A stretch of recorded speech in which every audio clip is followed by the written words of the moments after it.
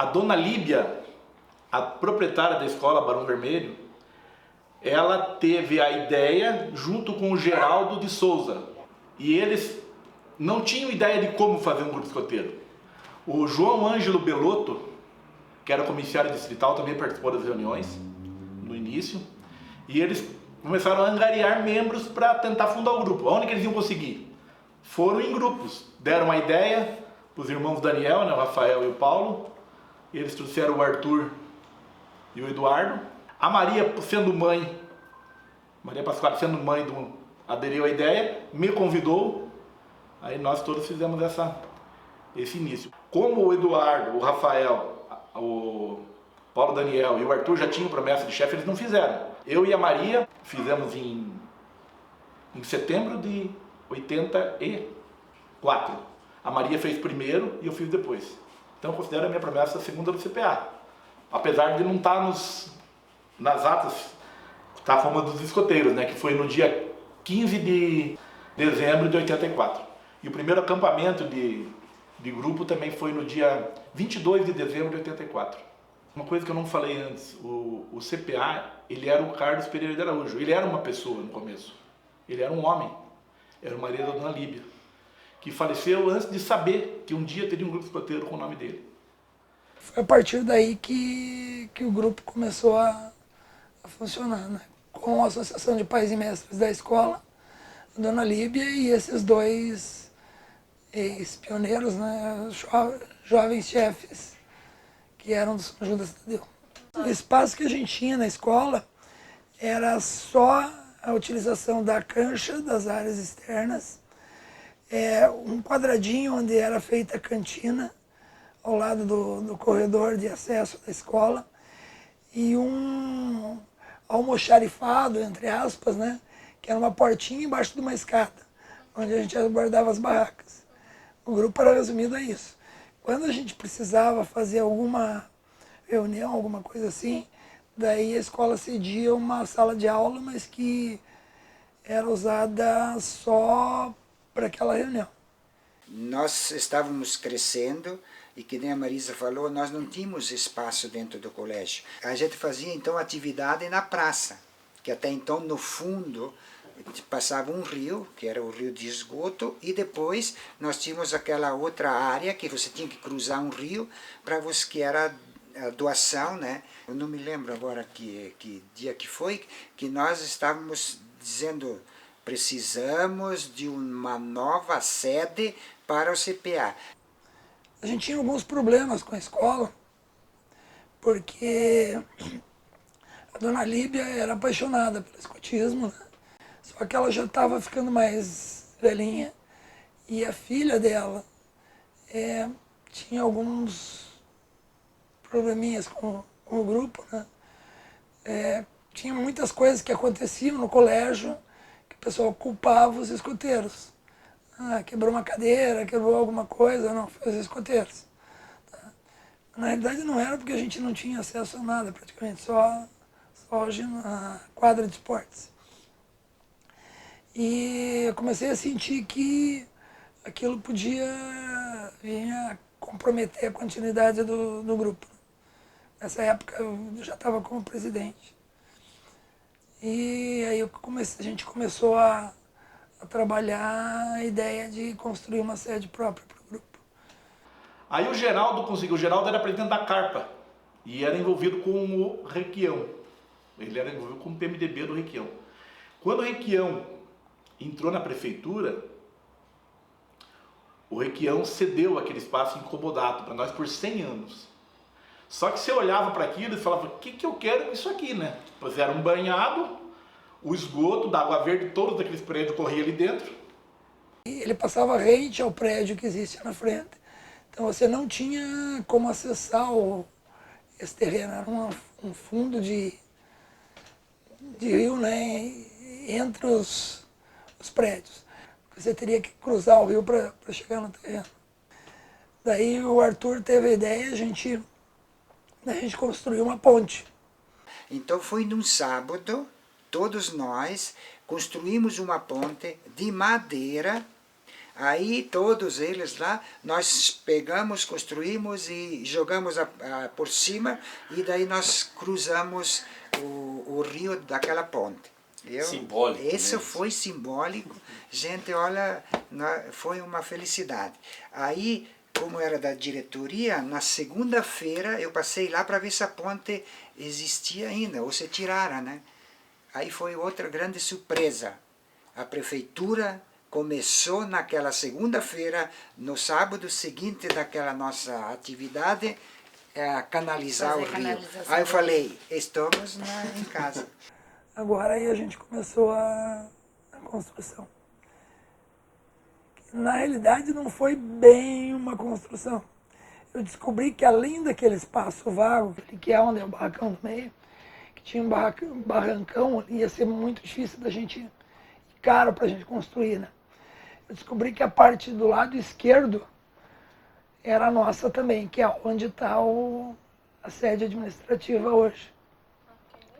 Só que ela já estava cercada, tinha um muro alto ali. O que aconteceu? O dono da casa do outro lado, lá da Dom Pedro, eram os fundos da casa dele.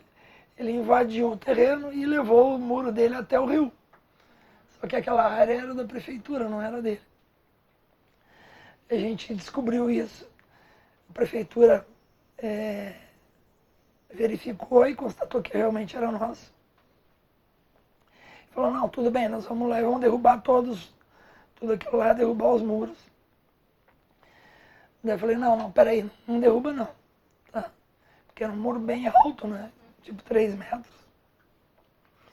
Falei, ó, faz só um buraco aqui.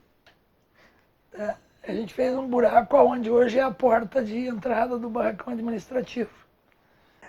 A parte de frente para a praça e a parte interna onde está a porta ali era um muro do invasor.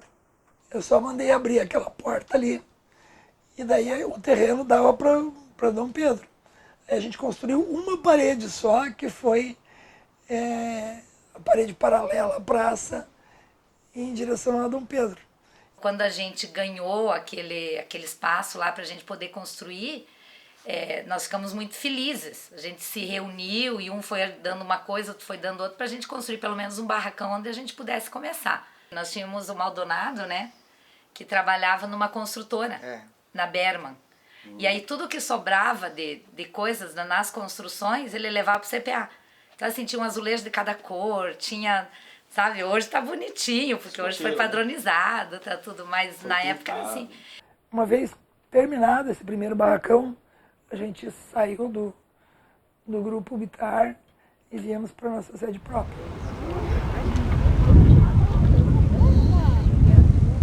Se a gente não tivesse a acolhida do colégio, principalmente a pessoa da Dona Líbia, talvez a gente não estivesse aqui hoje. Então, por unanimidade, foi escolhido o nome da Dona Líbia para a nossa sede. Eu agradeço essa grande homenagem, embora eu me sentisse sempre homenageada com o nome do meu marido nesse grupo, enquanto ele for Carlos Pereira de Araújo, eu serei permanentemente homenageado com isso. Aí foi construído o segundo barracão, que é o do meio. Na realidade não foi construído, foi a mesma ideia do primeiro. A gente colocou um telhado ali, né, para fazer uma cobertura, para se ter um lugar para atividades quando chovesse. O terceiro barracão foi construído de forma a acolher as tropas, já naquele formato mais planejado. O primeiro foi para a gente conseguir ter o nosso cantinho e sobreviver. Então foi uma época bem difícil, mas gratificante hoje, pela construção que tem, pela família que a gente conseguiu construir lá. Eu ia na praça com a minha filha para brincar, para andar, e via os escoteiros lá fazendo brincadeira, enfim. E não conhecia muito do do movimento, mas achava interessante, enfim, o pouco que eu sabia me agradava a ideia de colocar minha filha. E tentei por algumas vezes levar ela, algumas vezes ela foi, mas tinha bastante receio e na terceira ou quarta ela topou. Tinha vaga, deu certo, ela entrou lobinha e a gente como pai de apoio nesse primeiro momento foi assim. Então a ideia de entrar para algum movimento foi justamente isso, foi para procurar algum lugar onde a gente pudesse fazer amigos e os nossos filhos crescessem num ambiente mais saudável, né? E foi no movimento escoteiro que a gente viu isso. Então, foi assim uma maneira de a gente formar uma família aqui em Curitiba, entrar para o movimento escoteiro.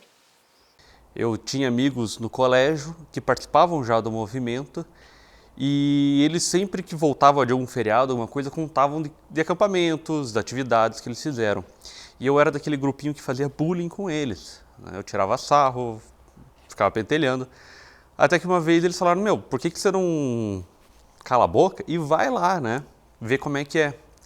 E aí eu acabei entrando no grupo para ver, fazendo uma atividade para ver como é que era, acabei gostando, fiquei. Alguns desses amigos não ficaram mais no CPA e eu ainda estou até hoje.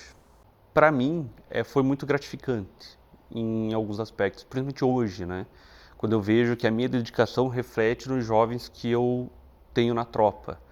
Alguma coisa que eu ensinei, alguma coisa que eu passei e eles ecoam isso na vida deles, né? Isso para mim é o todo pagamento por todo o conhecimento que eu adquiri e agora estou transmitindo. Por exemplo, vem um lobinho para o ramo escoteiro, você vê ele todo atrapalhado, ele não sabe fazer as coisas. E dali um ano e meio, 2, ele já está começando a pegar responsabilidade e aprender as coisas e passar o conhecimento dele para os mais novos. Eu acho que esse desenvolvimento que a gente vê dia a dia e a aproximação deles de verem que a gente é mais um amigo do que um chefe, eu acho que isso que me traz a alegria, ver esse desenvolvimento dele e no final da atividade acho que ver o sorriso deles, rindo, abraçando, vindo abraçar a gente. É uma energia muito boa e é algo que dá vontade de vir mais e mais e mais vezes e ficar aqui o tempo todo. E a gente começou a entender um pouco do método, né, que não era só uma brincadeira, que não era só uma atividade ao ar livre, enfim. E que tinham os métodos, né, existiam os métodos, existiam os princípios, enfim. A gente como pai de apoio, mãe de apoio, começou a participar, a entender de como acontecia a organização dentro de uma atividade, e da importância inclusive dos pais, então a gente começou a participar cada vez mais. E aí no escoteiro a gente encontrou isso, essa questão do princípio e o método educacional que a gente acredita. O escotismo é um entendimento que tudo que se faz é para a vida. E o escotismo não é uma aldeia. O mundo é global. O escotismo você tem que entender que é mais uma coisa. Aí um dia nós chegamos na loja, tinha uma senhora deitada na frente da porta da loja, né? Aí eu fui abrindo os negócios e tal, e ela foi lá providenciar comida, providenciar roupa, e daí ela chegou para mim e falou, mãe, eu arrumei umas coisinhas aqui para ela, você pode pedir para ela se ela quer um café quente e tal, que daí a gente faz?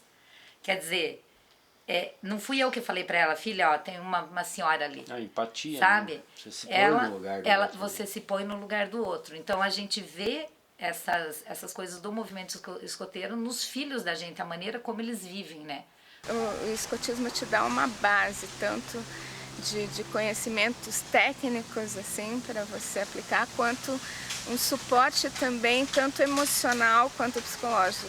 Você tem uma base atrás que te dá um suporte, então você não regride, você sempre progride. E hoje dedicar o tempo que a gente consegue dedicar para as crianças, para que aconteça o acampamento, realmente é muito gratificante, né?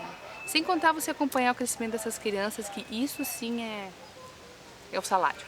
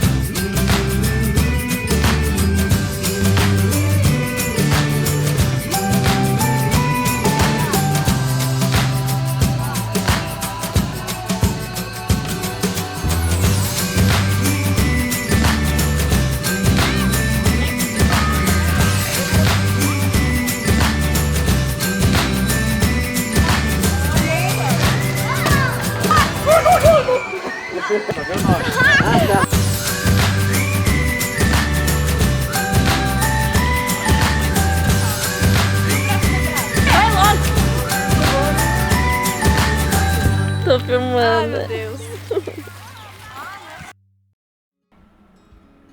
Se o CPA fosse uma pessoa, o que eu diria para ela? Bom, está no caminho certo, né? Eu diria, mantenha suas forças, mantenha o vigor, treinando jovens para a vida cada vez mais, né? Não desista nunca. Eu acho que a gente tem só a agradecer. Com certeza eu diria obrigada. Provavelmente eu agradeceria por ele ter me dado a oportunidade de estar aqui fazendo esse trabalho. Muito obrigada. Você faz a diferença, realmente. Seria obrigado por fazer parte da minha vida, então, porque me transformou. E me transformou numa pessoa melhor do que eu poderia ser. CPA, eu te amo.